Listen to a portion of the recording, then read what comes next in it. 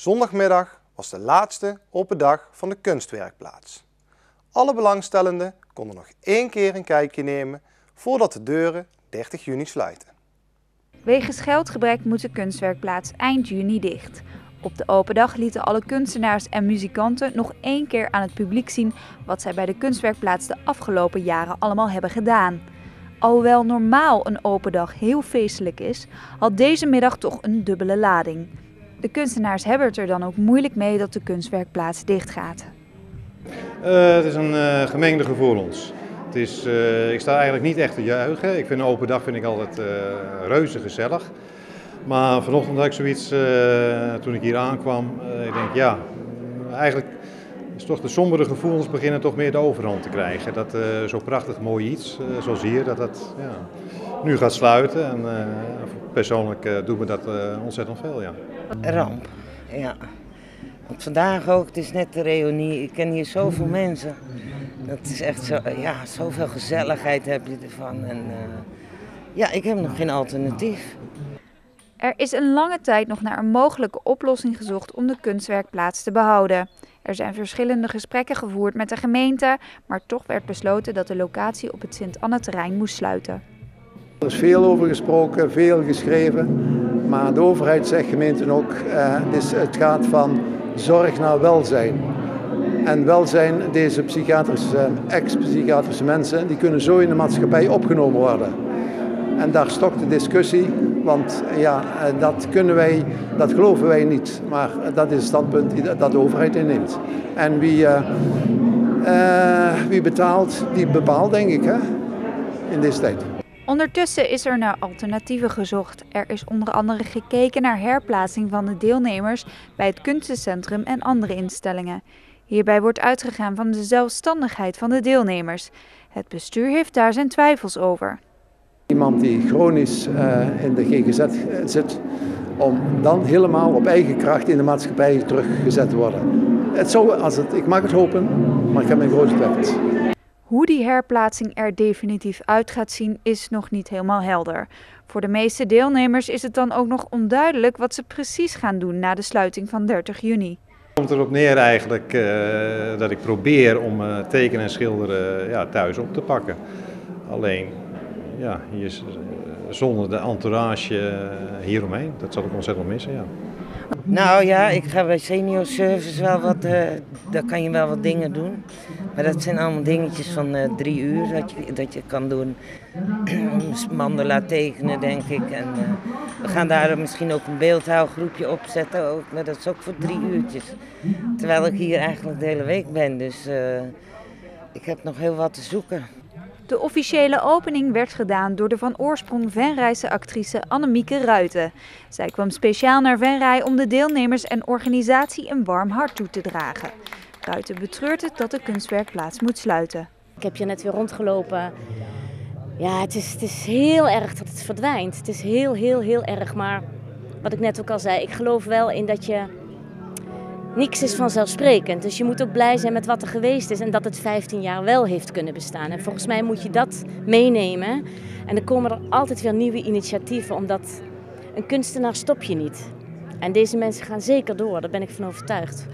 Annemieke Ruijten speelde een hoofdrol in Kinderen geen bezwaar. In februari 2013 haalde de VARA de stekker uit het programma. De actrice snapt hierdoor de gemengde gevoelens die de deelnemers van de kunstwerkplaats hebben. Annemieke weet dan ook uit ervaring wat de aankomende tijd een belangrijk advies kan zijn voor de kunstenaars en muzikanten. Blijf bij jezelf en laat het je niet afnemen, omdat er een geldkraan dicht gaat, wil niet zeggen dat je je niet meer artistiek kan uiten. En ik denk als je elkaar blijft opzoeken en het met elkaar, ja, waarom willen ze zijn weg? Ik hoop het gewoon heel erg. Maar in ieder geval met opgeheven hoofd dit pand verlaten, want wat hier gebeurd is heel belangrijk en heel waardevol wat ze gedaan hebben en gemaakt hebben. Een documentaire over de Venrayse pianist Rangel Silayev heeft een prijs gewonnen. De film met de titel Maak mijn droom is de winnaar van het Campus Doc Festival geworden. De film is gemaakt door 2 studenten journalistiek.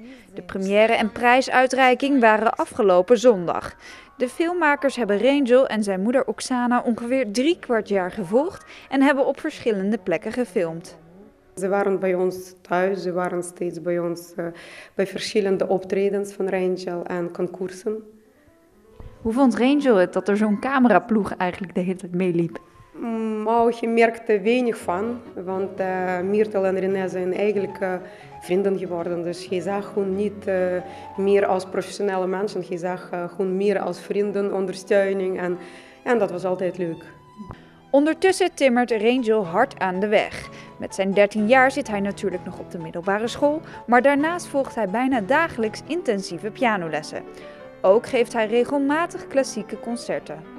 Hij is vooral bezig met zijn studies en leuke optredens. Dit jaar gaat hij 2 keer samengewerkt met orkesten. Eén orkest is Philharmonisch Gezelschap Ruhr.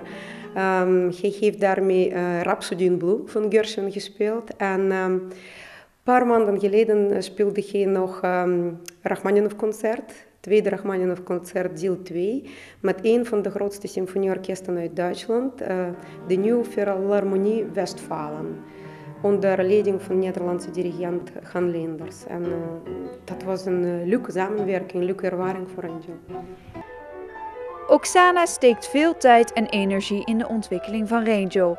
Zij ziet een mooie toekomst voor haar zoon, maar betreurt het dat er in deze tijd door de bezuinigingen weinig aandacht en steun is vanuit de overheid voor jonge talentvolle muzikanten.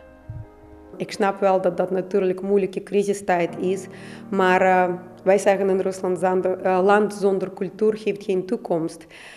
Wij moeten vooral nu nauwkeurig kijken welke mogelijkheden nog bestaan. En ik praat niet persoonlijk over onze situatie, niet persoonlijk over onze familie, maar allemaal families met getalenteerde kinderen verdienen extra aandacht.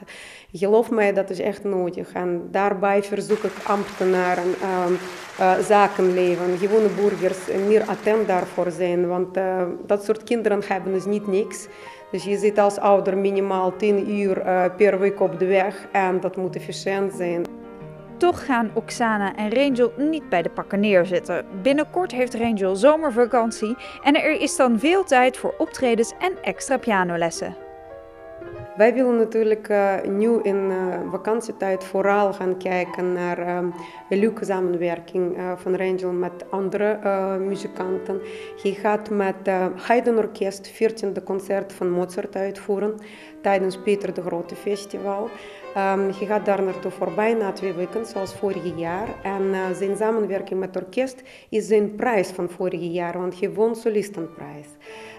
Dus dat is wel leuk. En we gaan ook vooral oriënteren tijdens vakantie wat zijn nog voor de toekomst voor zomerscholen te doen. Waarschijnlijk in het buitenland, want dan geeft hij op het conservatorium geen les.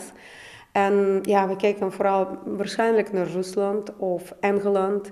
Dus wij willen waarschijnlijk een paar landen bezoeken om te kijken wat voor de toekomst mogelijk in de zomertijd is. In de documentaire Maak mijn droom wordt een uitgebreid beeld geschetst van hoe het leven van Rangel en Oksana eruit ziet. Oksana hoopt dan ook dat veel mensen de documentaire gaan zien. De documentaire wordt waarschijnlijk ingezonden naar verschillende filmfestivals.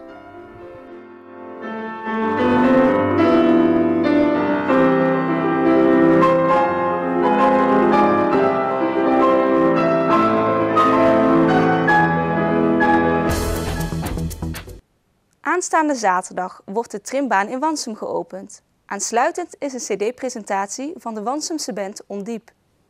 De gemeente Venray en IVN Gijsteren benaderden de dorpsraad Wansum om het bos de Broekberg weer op te schonen en uit te dunnen. De dorpsraad stemde hiermee in, maar wel met de voorwaarde dat de trimbaan die verwaarloosd was ook weer in ere werd hersteld. En dit is gebeurd. De trimbaan is nu bijna klaar voor de opening van zaterdag. Het project loopt denk ik 3 maanden. Op dit moment zijn de laatste bordjes worden aan de koepelbaan bevestigd, of de afstandbordjes. En we hebben 3 maanden met 25 vrijwilligers die daar echt met volle energie elk uur aan besteed hebben om dat zo goed mogelijk te realiseren. Ja. De trimbaan wordt officieel geopend door wethouder Lucien Peters. Maar niet alleen de trimbaan wordt geopend. Er is ook een wandelroute gerealiseerd in het bosrijke gebied, waarvan zaterdag ook het startschot wordt gegeven. We hebben ook in aansluiting sinds we bij de gemeente Venray zijn, waar alle kerkdorpen een knooppuntenroute, wandelroute hadden, hebben wij als Wansum gemeente daar dat ook te moeten doen. Uiteindelijk worden al die knooppuntenroutes met elkaar verbonden. En dan kunnen we dus door de hele gemeente lopen zonder dat we verdwalen en we kunnen een beetje de afstand van tevoren bepalen. En we hebben als Wansum dat opgepakt. Dat hebben we onlangs ook afgerond met de dorpsraad alleen in dit geval. En die gaan we gelijktijdig openen. Dus aanstaande zaterdag gaan we en de trimbaan openen met wat loopwedstrijden in alle leeftijdscategorieën. En voor de mensen die niet meer zo hard willen of kunnen lopen, die kunnen dan een stukje wandelen. En we stoppen de route bij de Zandhoek. Aansluitend presenteert de Wansumse band Ondiep het 5e nieuwe album. Dit doen ze aan de hand van een speciale theatershow. Nou, we gaan onze historie vertellen. We bestaan 20 jaar, Ondiep. En we hebben een nieuwe cd opgenomen. 21 nummers erop, 12 nieuwe en 9 oude nummers. En we gaan in die presentatie gaan wij eigenlijk ons hele levensverhaal vertellen vanaf het begin, vanaf 1992. Want jullie hebben behoorlijk wat meegemaakt. Ja, we hebben hele leuke dingen meegemaakt in onze 20-jarige historie. Dat gaan we allemaal laten zien, allemaal vertellen. Maar we hebben ook minder leuke dingen meegemaakt, zoals ja, nog helemaal in het leven gaat. Maar heel goed, dat gaan we allemaal zien. De band heeft de theatershow al eerder gedaan voor een select gezelschap in Wansum. Er waren toen zoveel leuke reacties dat er werd besloten om het zaterdag nog een keer te doen voor iedereen die geïnteresseerd is. Het nieuwe album is daarna ook te koop, maar dit betekent niet dat de band meteen met veel optredens zal komen. Nou, we gaan weer eens op vakantie. Goeie timing, hè? Nou nee, goed, nee, we gaan niet echt aan toe, we hebben niks gepland eigenlijk. Je ziet dit als een soort van monument van 20 jaar Ondiep. Zo moet je de cd zien. Dit is ook een verzamelaar eigenlijk met nieuwe nummers. En het is een afsluiting van een periode. De officiële opening van de trimbaan is zaterdag om 14:30 's middags. Om 17:30 en om 20:30 's avonds starten de voorstellingen van de band Ondiep in de Zandhoek. Donderdagavond werd het Zorghuis officieel geopend. In het bijzijn van de organisatie en de vele dorpsgenoten die een steentje hebben bijgedragen, was het een drukte van belang. De vlag kan in top. Een droom is werkelijkheid geworden. IJsselstein heeft zijn Zorghuis. Met de officiële opening werd een project wat het dorp jarenlang koesterde afgesloten. Voor de initiatiefnemers en karttrekkers een hele verandering. En misschien wel tijd voor een nieuwe uitdaging. Hoe voelt dat? Een beetje loslaten. En loslaten is altijd moeilijk. Zeker als er iets in de wereld is gezet waar je met hart en ziel en passie aan gewerkt hebt. En ja, dan moet je het loslaten en dan is het... aan de ene kant is het ook wel heel fijn, omdat je weet, het staat goed op de rit. En het gaat goed lopen. En daar zetten we een nieuwe ploeg mensen klaar die het goed op gaat pakken. Dus dan is het loslaten minder erg. En dan is zo'n dag eigenlijk een hele mooie dag. Op de achtergrond, het is vandaag een dag. Is dat ook zo?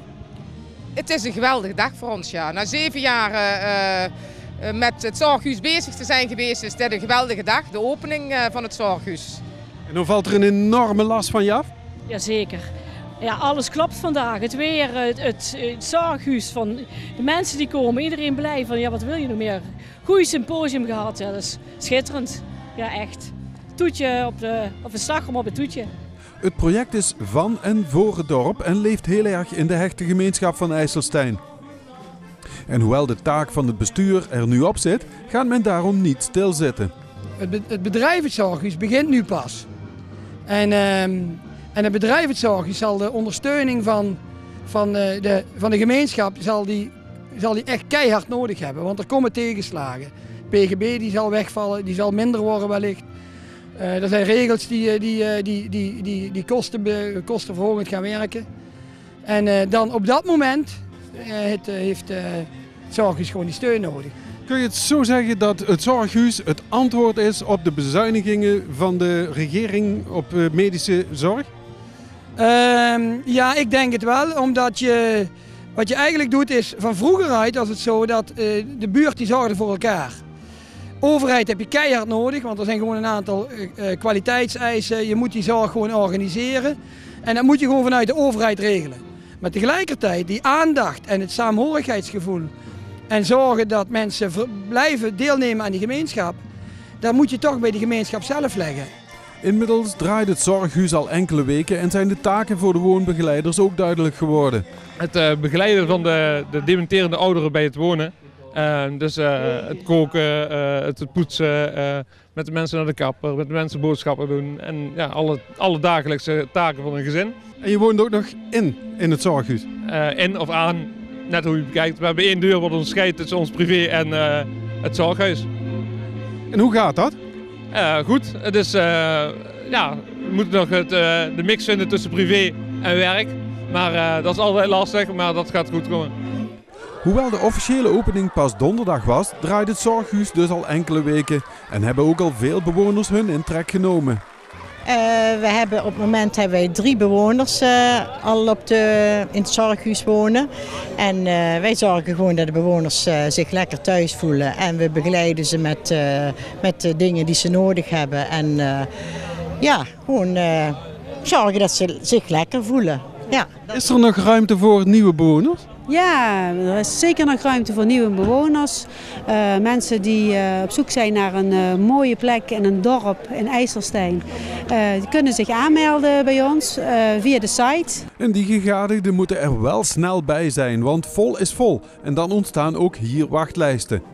Maar wie weet, misschien hebben de initiatiefnemers alweer plannen voor een nieuw project. Af en toe borrelt er wat, maar dat laten we nog heel even in de ijskast staan. Want ik blijf nog in het bestuur zitten, dus er is nog flink wat werk te verzetten. Want het staat er nu, maar het moet ook goed blijven draaien. En je bent net in de opstartfase, dus dat betekent dat er toch nog wel wat werk verzet moet worden. Het wordt vervolgd. Het wordt vervolgd.